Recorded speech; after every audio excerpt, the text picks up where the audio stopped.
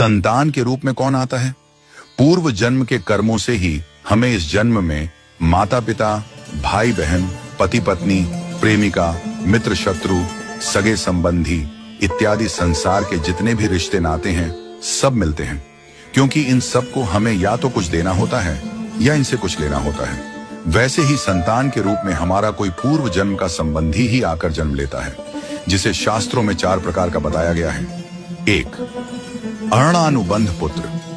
पूर्व जन्म का कोई ऐसा जीव जिससे आपने ऋण लिया हो या उसका किसी भी प्रकार से धन नष्ट किया हो, वह आपके घर में संतान बनकर जन्म लेगा। वह अपना धन बीमारी में या व्यर्थ के कार्यों में तब तक नष्ट करेगा जब तक उसका पूरा हिसाब न हो जाए। 2. शत्रुपुत्र। पूर्व जन्म का कोई दुश्मन आपसे बदला लेने के लिए आपके घर में संतान बनकर आएगा। बड़ा होने पर वह माता पिता से मारपीट, झगड़ा करेगा या उन्हें सारी जिंदगी किसी न किसी प्रकार से सताता ही रहेगा। वह हमेशा कड़वा बोलकर उनकी बेइज्जती करेगा और उन्हें दुखी रखकर ही खुश होगा। 3. उदासीन पुत्र। इस प्रकार की संतान न तो माता पिता की सेवा करती है, न ही कोई सुख देती है। वह उन्हें उनके हाल पर मरने के लिए छोड़ देती है।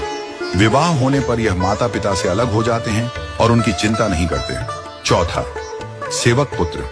पूर्व जन्म में यदि आपने किसी की खूब सेवा की है तो वह अपनी की हुई सेवा का ऋण उतारने के लिए आपकी सेवा करने के लिए पुत्र बनकर आता है। जो बोया है वही तो काटोगे। यदि अपने माता पिता की सेवा की है तो ही आपकी संतान बुढ़ापे में आपकी सेवा करेगी, वरना कोई पानी पिलाने वाला भी पास न होगा। आप यह न समझें कि यह सब बातें केवल मनुष्य पर ही लागू होती हैं। इन 4 प्रकार में कोई भी जीव आ सकता है। यदि आपने किसी गाय की निस्वार्थ भाव से सेवा की है तो वह भी पुत्र या पुत्री बनकर आ सकती है।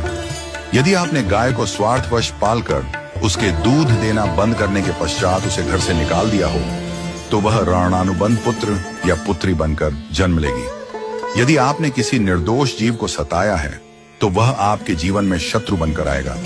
इसलिए जीवन में कभी किसी का बुरा न करें, क्योंकि प्रकृति का नियम है कि आप जो भी करोगे उसे वह आपको इस जन्म में या अगले जन्म में 100 गुना वापस करके देगी।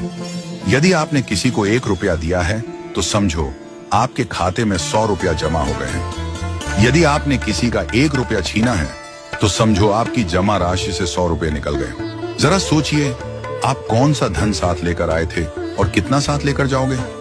जो चले गए वे कितना सोना चांदी साथ ले गए?